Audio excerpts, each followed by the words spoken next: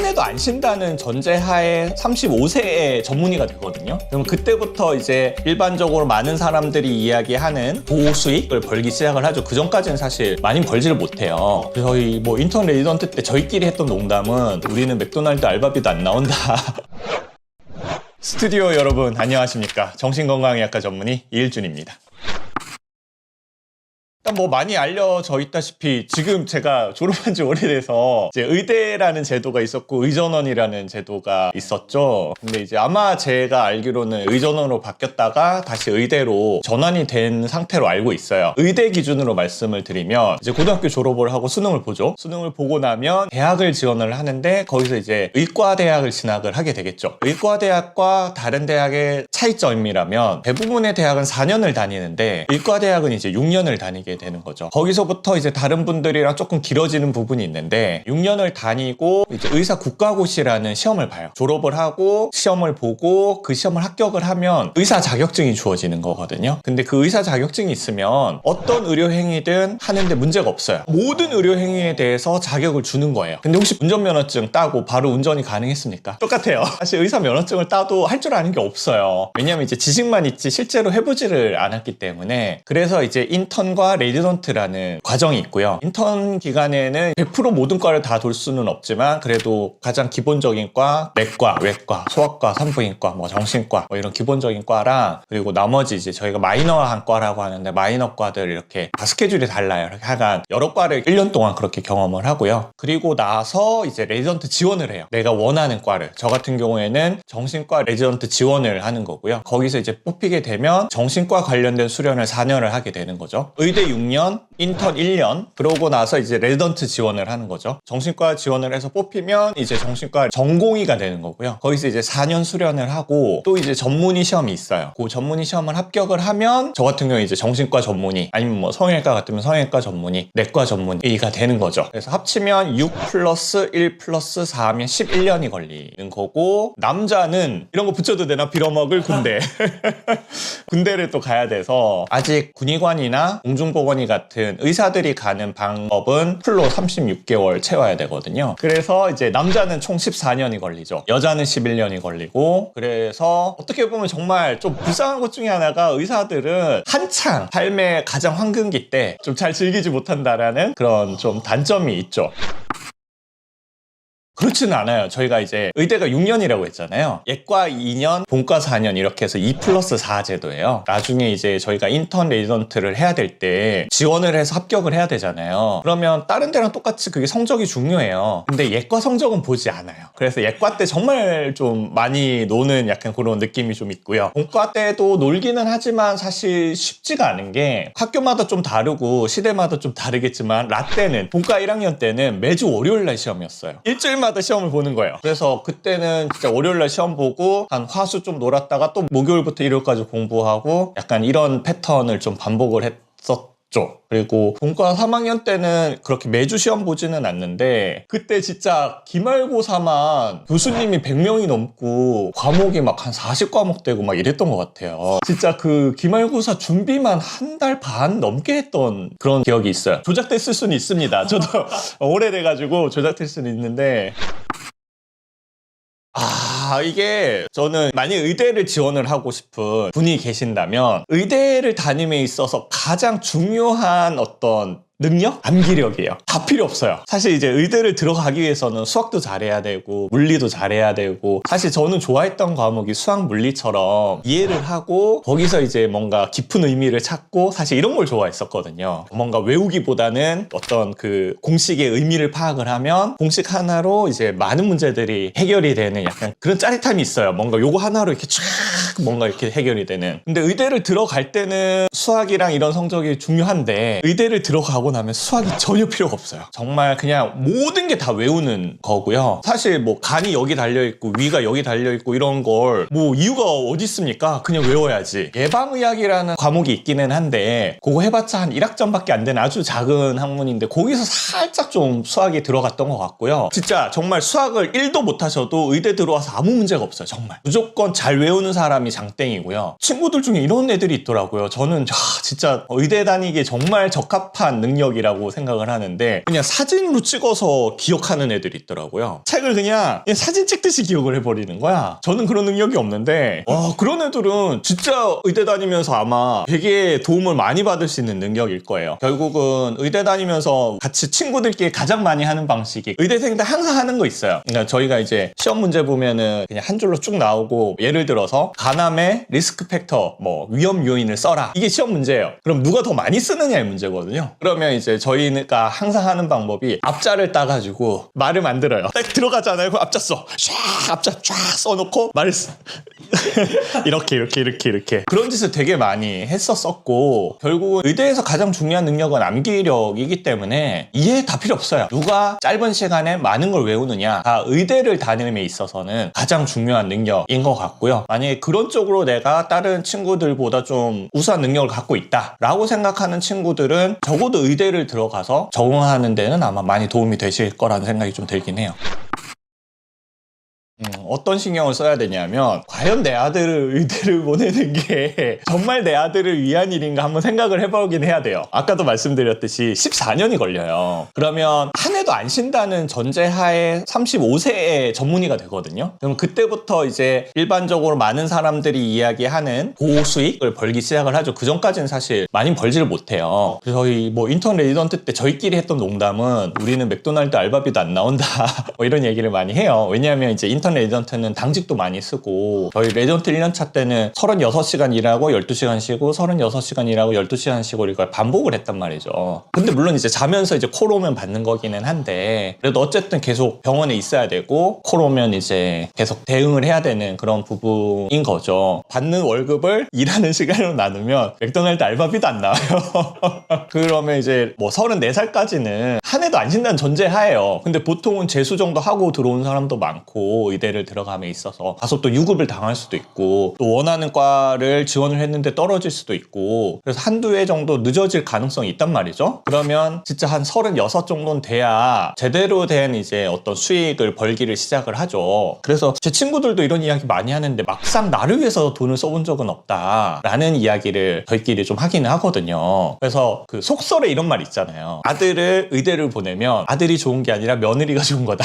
이런 얘기가 속설로 돌아다니는데 현실에서 떨어진 이야기는 아닌 것 같기는 해요. 대신 그런 건 있죠. 물론 아직 전문의가 되지는 않았지만 의대를 다닌다 뭐 이렇게 하면 일단은 인정해주는 것들이 있으니까 사회에서 보는 어떤 인정해주는 레벨들이 있으니까 그냥 솔직하게 다 얘기하면 남자한테 되게 중요한 거예요. 남자는 이게 인정으로 먹고 사는데 그래서 그런 게 있기 때문에 그런 장점은 분명히 있지만 그냥 만약에 수익적인 측면으로만 생각을 하신다면 그게 오롯이 아들보단 그 가족이 왜냐하면 이제 전문의가 돼서 제 친구들은 개업한 친구들 되게 많거든요. 저는 개업을 안 하고 있지만 개업한 친구들은 얘기를 들어보면 6시 이후에 환자들이 많이 온대요. 그쵸? 그러니까 한마디로 이제 퇴근하고 오시는 분들이 많으니까 그래서 야간 진료를 놓기가 어렵다고 하더라고요. 그리고 뭐 토요일 진료 이런 걸 놓기가 어렵다고 하더라고요. 그러면 계속 일하고 집에 들어가고 일하고 집에 들어가고 이렇게 하면 사실 막상 또 돈 쓸 데가 없어요. 그래서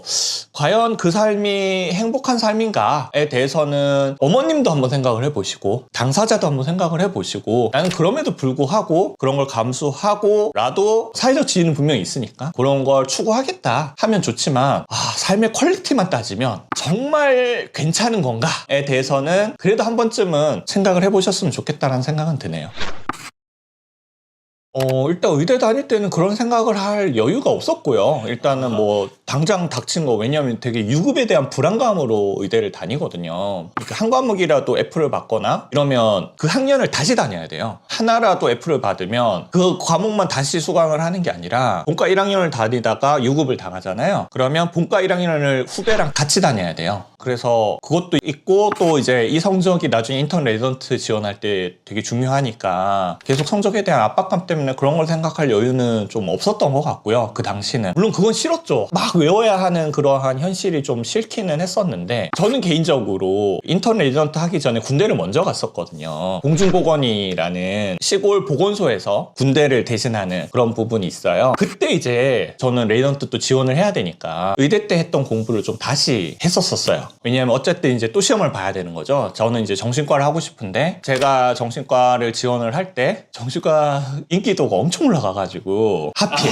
네. 제가 의대 들어갈 때만 해도 정신과가 그냥 인기 순위가 중간 정도였어요. 전통적으로 피부과, 안과, 성형외과, 그래서 피안성이라고 하거든요. 피부과, 안과, 성형외과가 인기가 되게 높았다가 제가 이제 지원할 때쯤 되니까 슬금슬금 정재영이라고 해가지고 정신과, 재활의학과, 영상의학과 이런 과들이 이제 좀 많이 올라왔어요. 불안하잖아요. 난 정신과를 가고 싶은데 떨어지면 어떡해. 근데 전 정신과 아니면 할 생각이 좀 없었기 때문에 그래서 되게 불안했었죠. 그래서 이제 공중보건이 이제 말년차쯤 돼서 공부를 좀 따로 했었는데 그때는 너무 외우는 게 싫어가지고 교과서를 찾으면서 좀 이해하는 공부를 좀 해보자 해서 그때 좀 그렇게 공부를 하면서 제 개인 유튜브 채널을 연 게 되게 오래됐어요. 거의 아마 10년 넘었죠. 저는 이제 의사 자격증을 따고 이제 군복무를 하고 있던 시절이었는데 의대생들 모아놓고 의대생들 대상으로 의사 국가고시 강의를 했었어요, 제가. 그리고 그걸 촬영을 해서 애들 보라고 거기다 그냥 업로드 해놓은 정도 수준으로 개설을 했었던 거였거든요. 근데 저는 가장 공부가 잘 되는 방법은 다른 사람을 가르치는 게 가장 공부가 잘 되는 거라고 생각을 하거든요. 그래서 제가 공부를 하기 위한 목적이 컸고 그런 측면에서 이제 그 의대생들 불러다가 강의를 했었고 근데 막 그때 당시에 제주도에 사시는 의대생도 와가지고 강의 듣고 막 그랬었어요. 좀 제가 최대한 이해를 해서 이건 원리가 이래서 이런 거니까 무조건 외우지 말자 우리. 원리는 이런 거다. 이렇게 좀 강의를 좀 했었었죠. 그리고 그때 깨달았어요. 아, 그냥 외워도 되는구나. 제가 다 찾아봤더니 다 맞는 말이었어. 그냥 외워도 맞는 말이었어. 근데 이제 저는 혹시나 여기서 틀린 부분이 있지는 않을까 막 이런 의심과 의구심을 갖고 다 찾아봤는데 다 맞는 말이더라고. 그래도 그렇게 한번 공부를 해본 건 저한테 되게 도움이 많이 됐어요.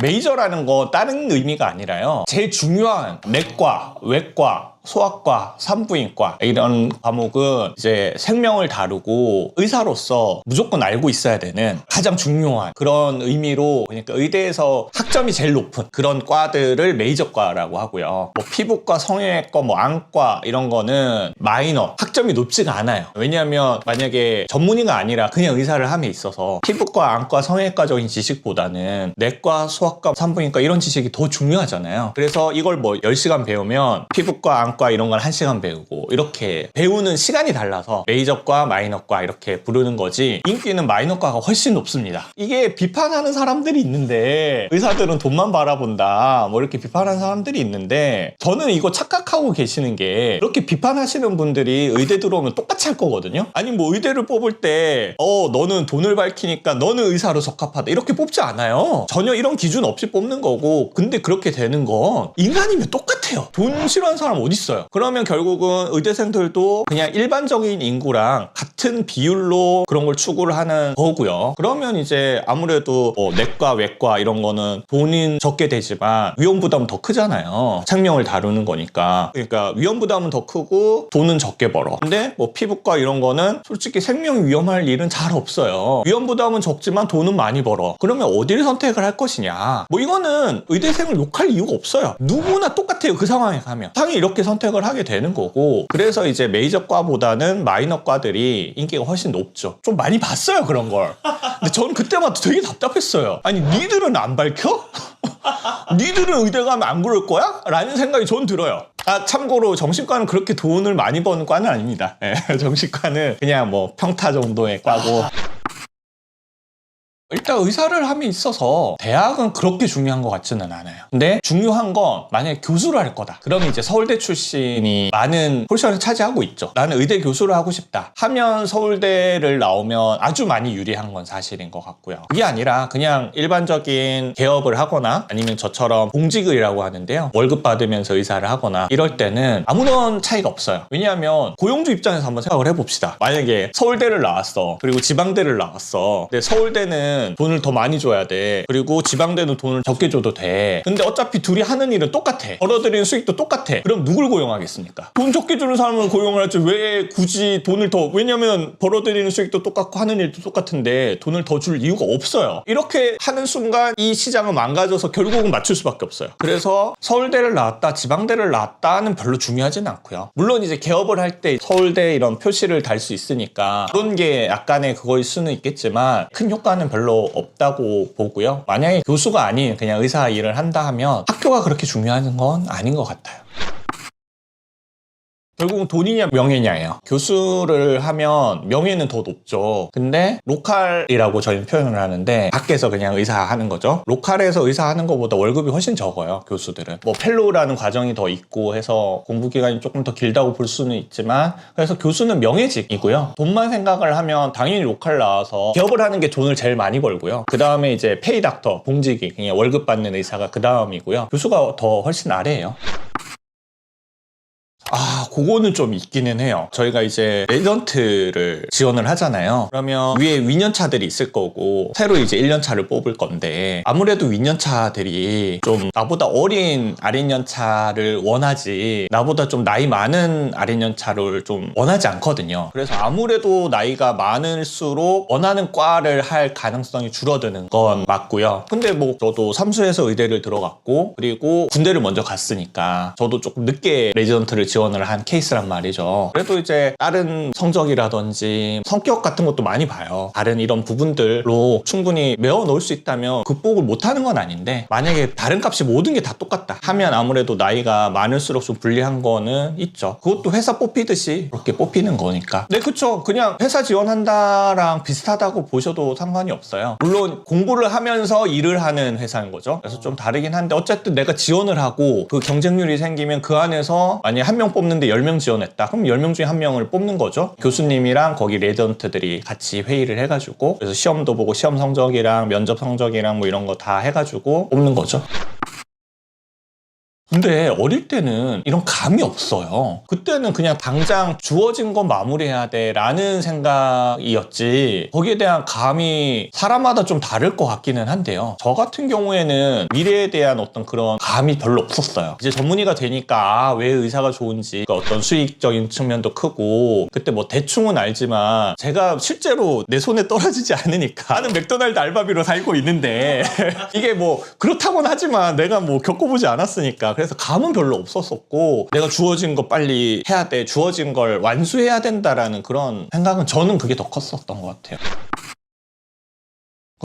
이게 참 안타까운 일인데, 저희가 유급제도가 있다고 했잖아요. 근데 항상 유급을 당했던 분들이 또 당하고 또 당하고 또 당하고 이런 경우들이 많아요. 뭐 때문인지를 얘기하기가 사실 어려워요. 어쨌든 유급을 당하시는 분들이 또 당하고 이런 경우들이 사실 좀 많은 편인 것 같아서 결국 졸업 못하시는 분들도 계시긴 하죠. 사실 저랑 친한 사람은 없어요. 왜냐하면 이게 또 이게 이렇게 유급 당해서 있으신 분들은 후배랑 또 같이 다녀야 되잖아요. 그래서 저희랑 잘 어울리지가 않아요. 자기 동기들은 선배가 돼 있고 이제 자기는 이제 밑에 후배들이랑 다녀야 되는데, 그래도 잘 어울리시는 분들도 계시지만, 그렇게 또 잘 어울리면 그런 분들은 또 다시 진급을 하세요. 근데 뭔가 이제 그 무리에서 조금 떨어져 계시거나 이러신 분들은 또 유급 당하기도 하고 그러신 것 같더라고요. 결국은 이 정보 싸움도 되게 중요하거든요. 그래서 분명 사회성도 되게 중요한 부분인 것 같기는 해요. 세상 사는데 어디나 다 똑같은 것 같아요. 실력과 사회성, 이 두 가지는 어느 하나보다는 둘 다 중요한 거죠. 둘 다 있어야 되는 거죠. 코로나 때 가장 수혜를 많이 본 과가 정신과긴 해요. 코로나 때 환자가 진짜 많이 늘었어요. 공직인 똑같죠? 병원장님 개업하신 분들은 많은 혜택을 본 거고, 뭐 회사 다니면 회사가 이제 수익을 많이 벌었어. 물론 이제 월급 받는 사람들한테 좀 떨어질 수는 있어도 대부분은 이제. 스튜디오 여러분 안녕하십니까? 정신건강의학과 전문의 이일준입니다.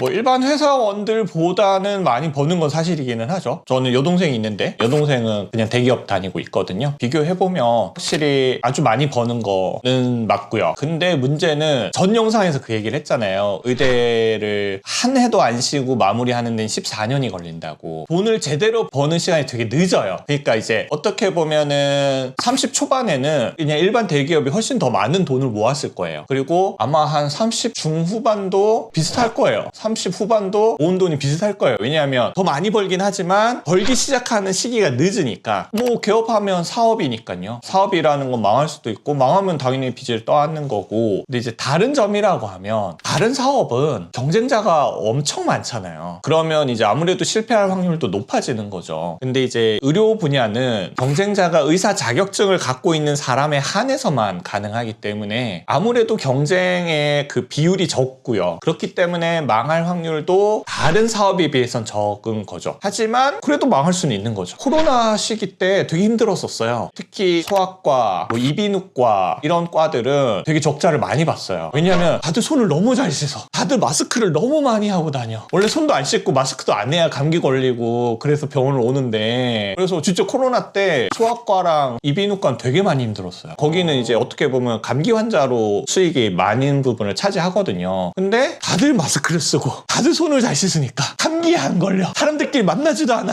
만나야 감기균이 전파가 되는데. 그래가지고 그때 진짜 힘들었었어요. 살짝 뭐랄까 반전인데요. 아까 제가 코로나 때 이비인후과랑 소아과가 좀 힘들었다고 이야기를 드렸잖아요. 코로나 때 가장 수혜를 많이 본 과가 정신과긴 해요. 코로나 때 환자가 진짜 많이 늘었어요. 저도 뭐라 말하긴 좀 그렇기는 한데 코로나 기간 때 정신과 환자가 좀 많이 늘어서 코로나로 인해서 수혜를 본 과가 이제 정신과기는 하죠. 움직임 똑같죠? 병원장님 개업하신 분들은 많은 혜택을 본 거고, 뭐 회사 다니면 회사가 이제 수익을 많이 벌었어. 물론 이제 월급 받는 사람들한테 좀 떨어질 수는 있어도 대부분은 이제 대표님 먹잖아.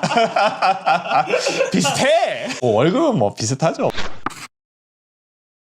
근데 이제 공직의? 그러니까 근무하는 데는 병원이고 정말 대학병원 아니고서야 정말 규모가 작잖아요. 그래서 그런 정말 대기업? 거기는 정말 몇만 명이 근무하는 그런 데니까 뭐 다른 복지 같은 것들이 가능하겠지만 대부분의 그런 중소병원들은 복지라고 하면 얼마 전에 설이었잖아요. 네, 홍삼 주시더라고요. 복지라면 복지였습니다. 그 정도 뭐죠. 왜냐하면 규모 자체가 그런 복지를 따로 챙길 규모는 아니라서.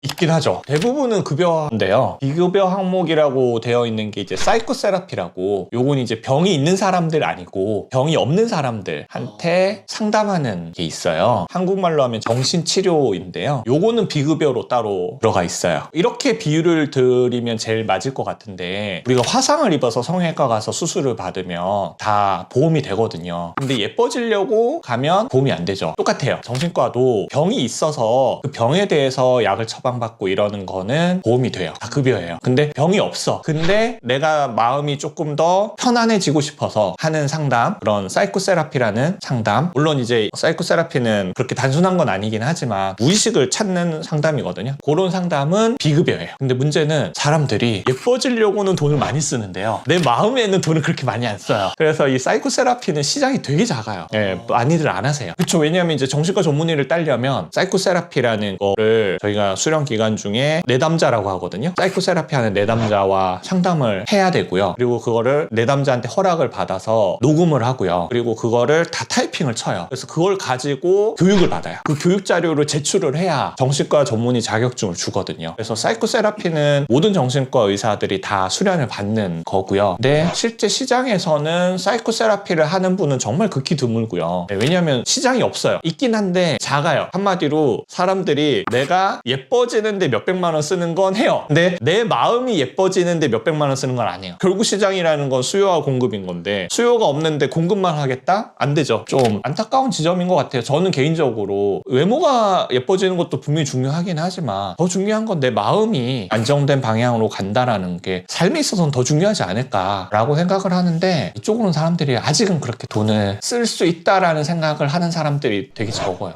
제 친구가 이제 성형외과 의사인데, 형 나랑 동업 좀 하자. 여기 정신과 환자들이 너무 많아. 라는 얘기를 해요. 사실 이제 정신과에서 B군 성격장애, 그룹 B 퍼스널리티 디스오더라는 그런 진단명이 있어요. 어쨌든 이런 B군 성격장애이신 분들이 정신과는 절대로 안 오고요. 다 성형외과 가요. 이런 분들이 외모 꾸미는데 많이 치중되어 있고, 그래서 막 고친 데 또 고치고 고친 데 또 고치고 막 이렇게 하고, 그런 분들이 좀 성격 문제들이 좀 딸려 있어요. 정신과 의사로 사는 장점, 일단은 그래도 확실한 건 회사원으로 사시는 분들이 대부분이잖아요. 그거랑 비교했을 때 노동에 대한 부가가치 확실히 큰 편인 것 같고요. 그런 장점은 분명히 있고요. 근데 이제 한 번쯤 생각해 보셔야 되는 게, 이제 제가 저번에 이야기했듯이 벌기 시작하는 시점이 되게 늦기 때문에 과연 내 아들을 위한 것이냐 내 며느리를 위한 것이냐에 대한 생각을 한 번쯤은 해보셔라. 뭐 현실적인 부분도 있기는 하지만, 저는 개인적으로 가장 좋은 것 중에 하나가, 제가 느끼는 경험은 어떤 경험이냐면, 나라는 수단을 통해서 한 사람이 좋은 방향으로 이렇게 변해간다라는 걸 볼 수 있다라는 거, 거기서 느끼는 되게 뿌듯함? 이건 진짜 말로 표현하기 어려운 그런 감정이 있어요. 제가 생각하는 정신과 의사로서 사는 가장 큰 장점은, 저를 통해서 다른 사람에게 삶에 긍정적인 영향을 미칠 수 있다? 그런 부분이 저는 제일 큰 장점이지 않을까 싶어요. 저는 사실은 의대를 안 가고 싶었던 마음도 좀 있었어요. 자꾸 엄마가 가라고 해가지고. 하는 마음이 그렇지 않아요? 자꾸 의대 가라 하니까 진짜 가기 싫은데?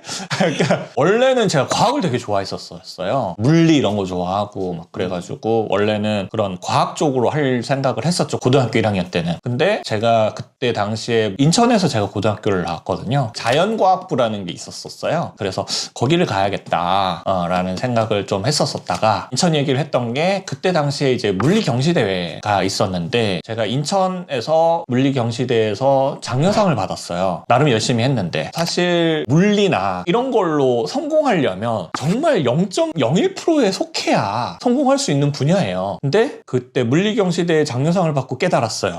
나는 그 머리는 아니다 라면서 이제 저의 현실을 좀 자각을 했어요. 현실을 깨닫고 이러면서 그냥 인간이 좀 궁금해지더라고요. 나라는 존재가 뭐지? 인간이라는 존재가 뭐지? 이런 거에 대한 관심이 생기면서 심리학에 대한 관심도 좀 생겼었어요. 도대체 난 뭐지? 고등학교 때 다른 그런 생각 안 해요? 도대체 이 삶의 의미는 뭐지? 나는 뭐지? 인간은 도대체 어떤 존재지? 이런 관심이 되게 많았었어가지고 심리학에 대한 관심도 좀 있었었는데, 근데 이제 제가 아까 얘기했듯이 그런 걸 하려면 정말 정말 0.01%에 속해야 되는데, 제가 저를 돌이켜봤을 때 저는 그 정도의 사람은 아닌 거죠. 그러면서 이제 현실을 자각을 하면서 이제 좀 의대나 한의대나 전문직을 해야겠다. 저는 그렇게 생각을 하거든요. 전문직은 이렇게 얘기하면 또 재수없게 여겨지실지도 모르겠는데, 저는 진짜 이렇게 생각해요. 진짜 똑똑한 사람은 전문직 하면 안 돼. 진짜 똑똑한 사람들은 정말 이 세상에 빛이 되는 과학 연구 이런 걸 해야 돼. 진짜 똑똑한 사람들은. 그렇지 못한 사람이 저는 전문직을 해야 된다고 저는 개인적으로 생각을 해요. 그런 측면에서 저는 제가 그 정도의 사람이 아니라고 생각을 했고, 그래서 이제 좀 현실적인 생각을 했죠. 그러면서 이제 의대나 한의대나 이런 쪽으로 좀 생각을 하다가 이제 의대를 가게 된 거죠.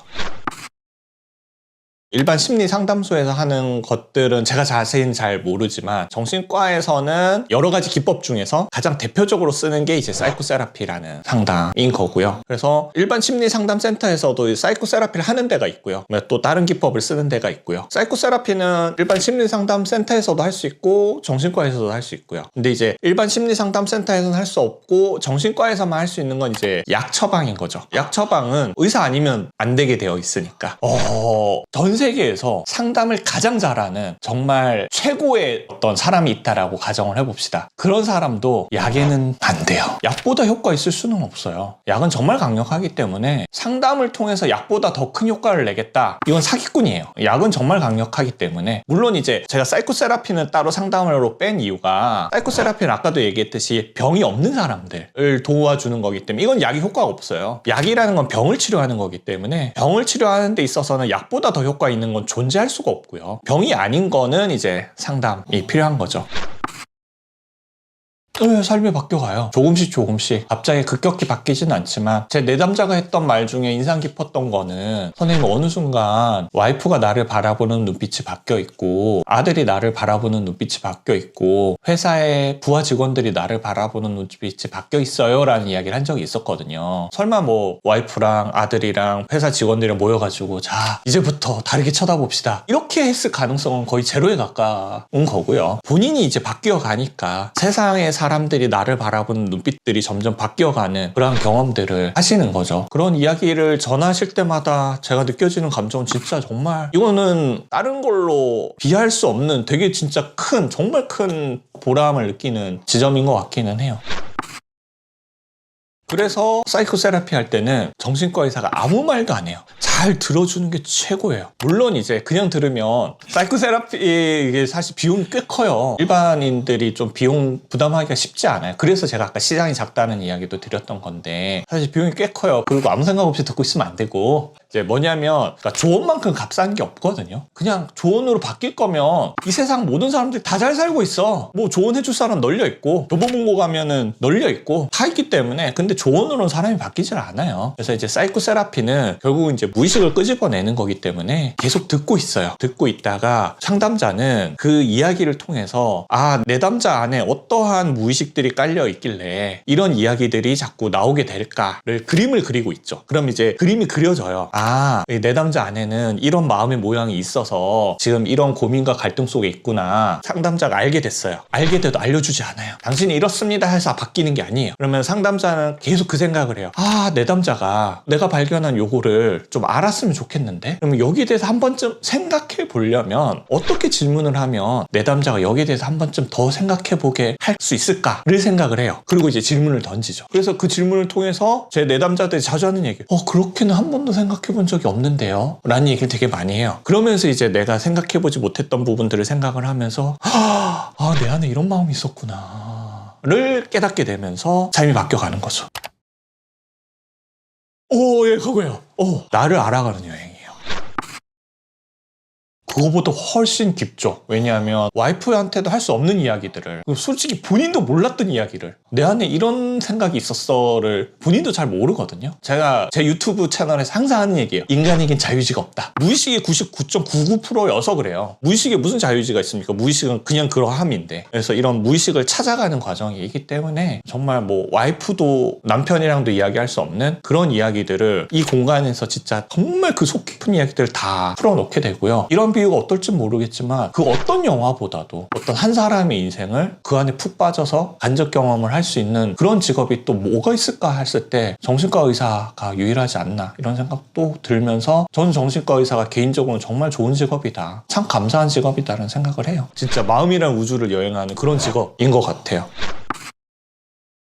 네, 저는 개인적으로 정신과 의사의 직업적인 단점? 저는 잘 모르겠어요. 그런 질문 많이 하시거든요. 정신과 의사 하면 힘든 이야기들을 많이 듣게 되니까 스트레스를 많이 받지 않느냐라는 이야기를 하는데, 그래서 아까 제가 정신과 의사가 사이코세라피를 할 때 말을 안 한다고 했잖아요. 그래서이기도 해요. 뭐냐 하면 결국은 인간이라는 게 상호관계에서 내 감정이 올라와요. 내 감정이 있죠. 이것 때문에 힘들거든요. 근데 상담은요, 치료자의 감정이 나와서는 안 돼요. 이 공간은 오로지 내담자의 마음으로만 꽉 차게 만들어야 돼요. 그래서 최대한 치료자는 백지가 되어 있을 수 있게 노력을 하는 거거든요. 어떻게 하면 이 내담자의 마음을 객관적으로 관찰할 수 있을까를 보는 거죠. 그래서 이 공간에서 일어나는 감정은 최대한 내 감정이 아니어야 돼요. 이 공간에서 자기 감정을 내는 치료자는 되게 안 좋은 치료자예요. 왜냐면 쉽게 하는 얘기는 상대방을 위하는 것 같지만 자기 안에 뭔가가 있어서 하는 이야기거든요. 그렇기 때문에 그런 마음을 최대한 지우고 들어주는 게 더 중요해요. 근데 일반적인 관계에서는 안 되죠. 저랑 가까운 사람한테는 잘 안 돼요.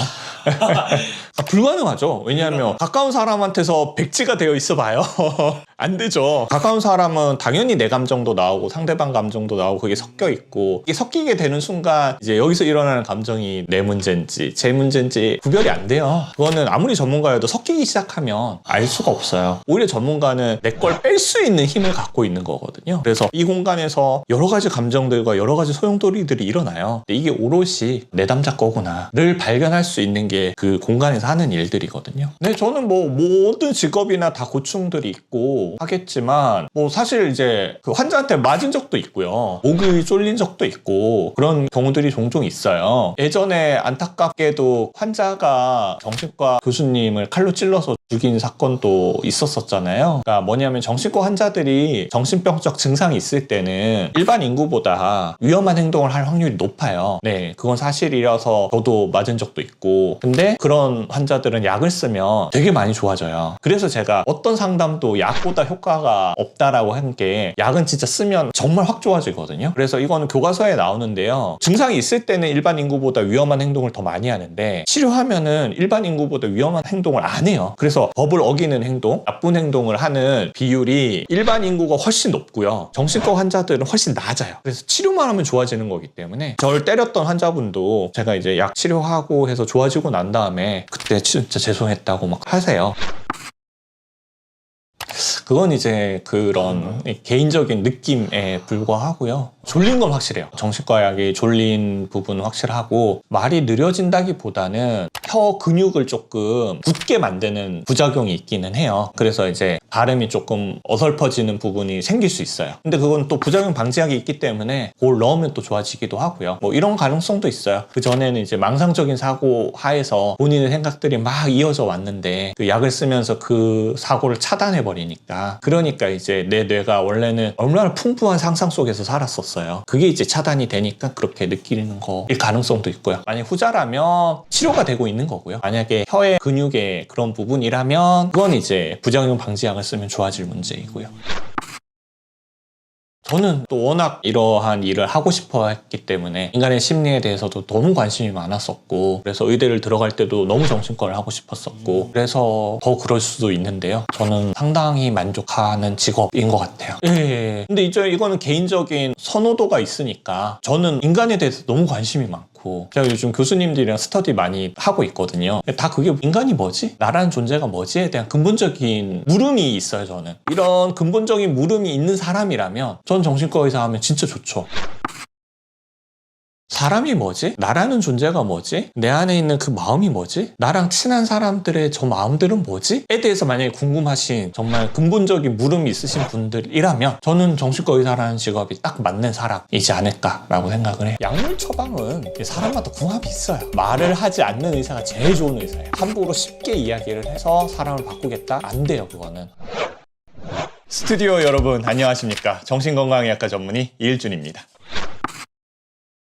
사이코세라피는 마음이라는 우주를 탐험하는 비유가 되게 적절한 것 같아요. 뭐냐면 제가 늘 강조하는 인간에겐 자유의지가 없다라는 거의 그 근본 의미는 우리의 의식은 0.00001%에 불과해요. 우리는 거의 99.999%는 무의식으로 이루어져 있거든요. 무의식이라는 말은 뭐냐면 내가 잘 인지하지 못하고 있다는 의미예요. 내가 잘 인지하지 못하고 있는 나의 마음이 나를 움직이고 있다는 거거든요. 나를 움직이고 있는 이 마음을 잘 알아야 내가 나를 컨트롤할 수 있을 거 아니에요. 그래서 제가 자주 강의했던 제목이 그거거든요. 내 인생이 내 마음대로 되지 않는 이유라는 제목으로 강의를 했었는데, 그 이유는 나의 무의식을 내가 잘 모르기 때문이에요. 그래서 사이코세라피라는 상담은 결국 그 무의식을 찾아가는 상담? 아, 내 안에 이런 마음이 있었구나. 그래서 사이코세라피 과정을 무의식의 의식화라고 하거든요. 내가 인지하지 못하고 있던 무의식을 의식화해서 아, 그랬구나, 나는 그랬구나를 알게 해주는 그런 상담이라고 보시면 돼요. 모든 걸 다 찾을 수는 없어요. 99.99%를 다 찾을 수는 없고요. 내 삶에 지금 현재 뭔가 불편함을 겪고 있으니까 상담을 받고 있을 거 아니에요. 근데 어떤 불편한 마음들을 보통은 이유를 여기서 찾거든요. 내 와이프가 자꾸 잔소리를 하니까 내가 이렇게 불편하고 화가 나는 거야. 회사에서 누가 이래서 이러는 거야. 자꾸 지금 여기서 이유를 찾아요. 그걸 잘 들여다보면은요, 옛날에 어렸을 때 나한테 만들어졌던 마음들이 지금 여기서 작동되고 있어서 불편함을 느끼는 거거든요. 지금 현재 일어나는 여러 가지 불편함들의 원인을 지금 여기서만 찾을 게 아니라, 물론 지금 여기에도 있죠, 이유가. 하지만 옛날에 내가 어떤 마음이 만들어졌길래 지금 이 자극에, 만약에 5라는 자극이 왔으면 내 마음은 5만 움직이면 되는데 왜 난 자꾸 10으로 움직이고 15로 움직여가지고 막 날 힘들게 하고 있지? 그 차이가 어디서 왔지? 라고 하면 이 과거에서 온 거거든요. 그래서 그런 마음들을 찾아주면 이제는 5라는 자극은 5로 느끼는 거고 3이라는 자극은 3으로 느끼는 거고, 그렇게 이제 해가는 거죠.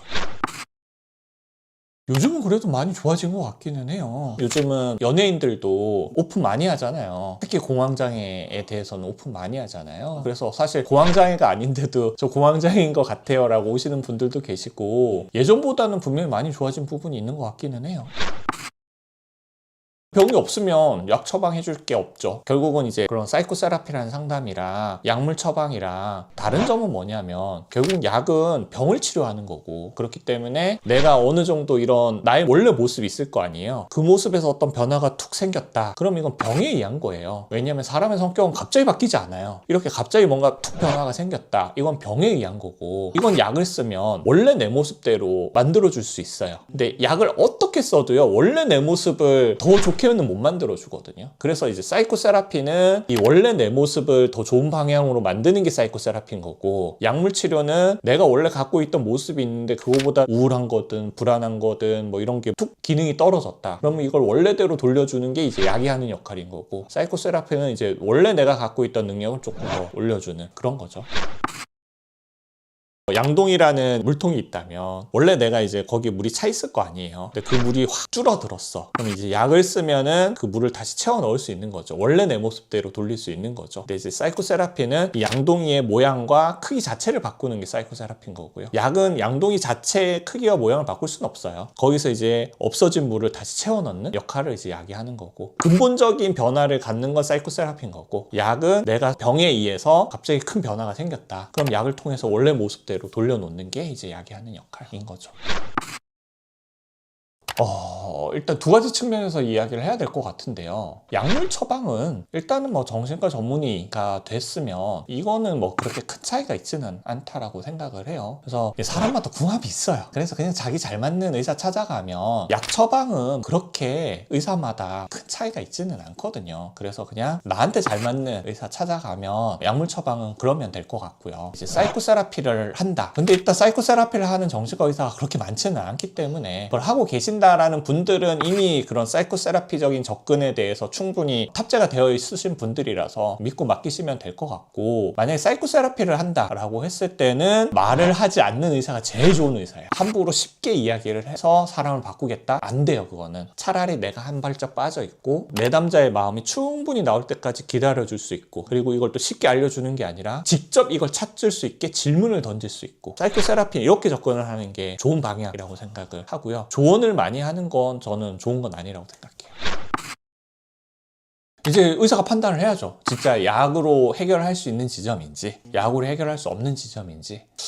사실 속이려면 속일 수 있죠. 왜냐하면 정신과라는 건 피검사를 하든 뭐 사진을 찍든 엑스레이를 찍든 CT를 찍든 이런 걸로 나오지가 않거든요. 정신과 진단은 어찌됐던 간에 환자의 이야기, 보호자의 이야기가 제일 중요하기 때문에 마음 먹고 속이겠다 하면 100% 걸러낼 순 없죠. 그래서 이게 제일 중요하기는 해요. 거짓말 할 이유는 없어요. 근데 가장 거짓말을 할 수 있는 상황이 이제 2차 이득이라고 하거든요. 제일 흔한 게 이제 군대 뭐 이런 거. 요럴 때는 이제 좀 조심해서 상담을 해야 되는 거고, 이런 경우가 아니라면 왜 굳이 거짓말을 하고 왜 굳이 그러겠어요. 예전에 그런 실험을 한 적이 있었어요. 반정신과 운동 같은 약간 그런 게 좀 있었어 가지고 실제로 그런 공부를 한 거죠. 의사와 상담을 해서 내가 진짜 입원까지 할 수 있느냐 이런 걸 실험을 예전에 유럽에서 한 적이 있다라고 들었거든요. 그런 것도 있어요. 아까도 이야기했듯이 객관적으로 나오는 무언가가 없기 때문에 일단 전적으로 환자의 이야기, 보호자의 이야기에 의존할 수밖에 없고요. 진단을 하는 데 있어서. 근데 이제 2차 이득이 있다. 그리고 내가 알고 있는 어떤 병의 그림과 경과가 있을 거 아니에요. 그거와 다르게 이야기를 한다. 그러면 이제 좀 의심을 하게 되겠죠. 소시오패스, 사이코패스라는 진단명은 없고요. 그거를 굳이 하자면 안티소셜 퍼스널리티 디스오더, 반사회성 인격장애에 해당하는 걸 이제 일반인들이 소시오패스, 사이코패스라고 하죠. 반사회성 인격장애는 절대로 병원에 오지 않습니다. 자기가 문제 있다고 생각하지 않기 때문에 거의, 절대라는 말은 좀 조심스럽고, 반사회성 인격장애가 본인 스스로 병이 있다라고 생각을 해서 병원을 찾는 경우는 거의 없습니다.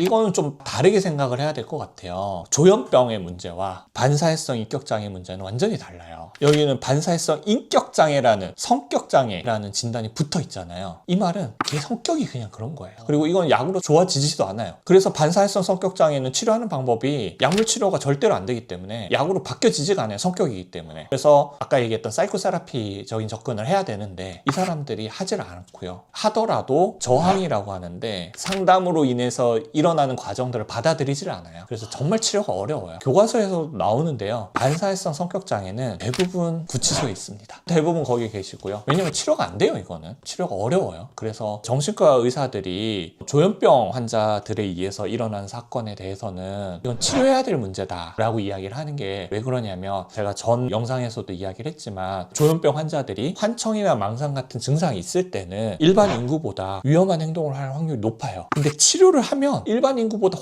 훨씬 그런 행동을 안 해요. 그러니까 조금 더 전문적으로 이야기를 하자면 조현병 환자들이 양성 증상과 음성 증상을 가지고 있거든요. 양성 증상은 일반인들이 없는 걸 갖고 있는 걸 양성 증상이라고 하고요. 음성 증상은 일반인들이 있는데 없는 걸 음성 증상이라고 해요. 그래서 양성 증상은 환청, 망상 이런 거거든요. 음성 증상은 사회적 위축, 감정이 좀 적게 느껴지고 뭔가 사회에서 약간 좀 떨어져 있는 이런 게 이제 음성 증상이라고 해요. 근데 약을 쓰면 양성 증상 정말 많이 좋아지거든요. 근데 음성 증상은 약으로 그렇게 좋아지지가 않아요. 그래서 많은 조현병 환자들이 치료가 되면 정말 조용히 지내세요. 그래서 이건 처벌할 문제가 아니라 치료해야 할 문제다라고 하는 게 증상이 있을 때는 일반 인구보다 위험하지만 치료만 잘하면 일반 인구보다 훨씬 덜 위험하거든요. 그러니까 이건 치료해야 될 문제고요. 요건 나눠야 돼요. 반사회성 인격장애에 의해서 생긴 범죄 행위라면 당연히 처벌로 가야 되는 거고요. 조현병 증상에 의해서 생긴 범죄 행위라면 이건 치료적인 접근. 그래서 그런 건 있어요. 그 법무병원이라고 해가지고 법원에서 관리하는 병원이 있어요. 아마 그런 데로 들어가게 되겠죠.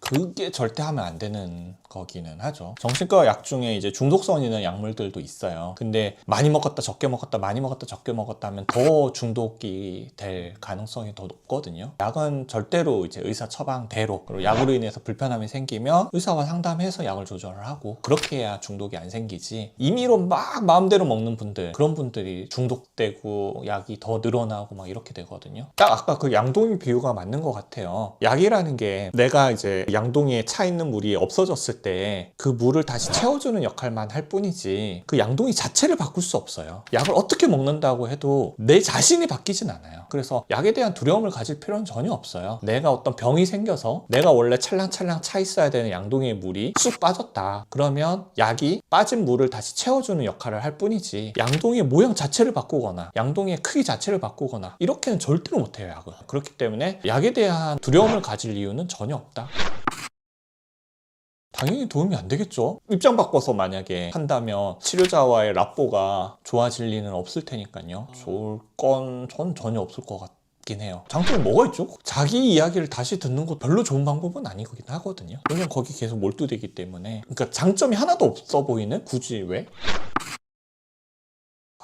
뭐 아직도 그래도 정신과에 대한 스티그마라고 하죠. 사람들이 보는 시선이 있기 때문에 굳이 내가 막 이렇게 할 이유는 없을 것 같기는 하고요. 그렇다고 내가 위축될 필요도 없을 것 같고요. 내가 어떤 스티그마를 갖고 있어도 내가 당당할 수 있다면 말하시면 되고요. 남들이 그렇게 이 얘기를 듣고 보는 시선에 대해서 부담이 된다면 굳이 이야기할 필요는 없을 것 같고요. 제가 늘 프리 윌은 없지만 프리 언윌은 있다라고 이야기를 하죠. 그러니까 한마디로 이제 나의 마음은 그냥 그렇게 되어 있어요. 만약에 이제 내가 남의 눈치를 많이 본다라는 마음은 과거로부터 그렇게 만들어져 있다면 그건 바꾸기가 어려워요. 그래서 자유의지가 없는 거죠. 하지만 나는 이렇게 눈치를 보는 사람이고 이런 스티그마에 대해서 신경을 쓰는 사람이지만 그래도 나는 정신과 진료 받는 건 용기 있는 행동이야. 그렇기 때문에 난 말을 할 수 있어. 는 할 수 있다는 거죠. 나의 마음은 내가 마음을 먹는다고 해서 바뀌어지진 않아요. 쉽게. 사이코세라피라는 이런 힘든 과정을 통해서 바뀔 수 있지만 쉽게는 잘 바뀌지는 않아요. 하지만 행동은 얼마든지 할 수 있죠. 그 묶여있는 그 무의식에 대해서 내가 얼마나 잘 알고 있느냐. 제가 이제 상담하시는 분한테 자주 드리는 이야기인데요. 편하게 있는 게 마우스니까 내가 마우스를 통제하고 싶잖아요. 그럼 제일 먼저 해야 되는 게 뭐냐면 이 마우스의 위치를 정확하게 알아야 돼요. 마우스의 크기를 정확하게 알아야 돼요. 마우스의 모양을 정확하게 알아야 돼요. 그래야 이걸 컨트롤을 하지. 근데 마우스가 여기 있는데 나는 여기 있다고 잘못 알고 있어. 그럼 아무리 해도 컨트롤이 안 되죠. 우리의 마음도 똑같아요. 나의 무의식 속에 있는 마음이 어떻게 자리 잡고 있는지, 어떤 모양으로 있는지를 정확하게 알아야 그제서야 내 마음이 컨트롤되기 시작해요. 근데 이 무의식에 대해서 잘 알지 못하면 내 인생이 내 생각과는 자꾸 다르게 가는 거죠.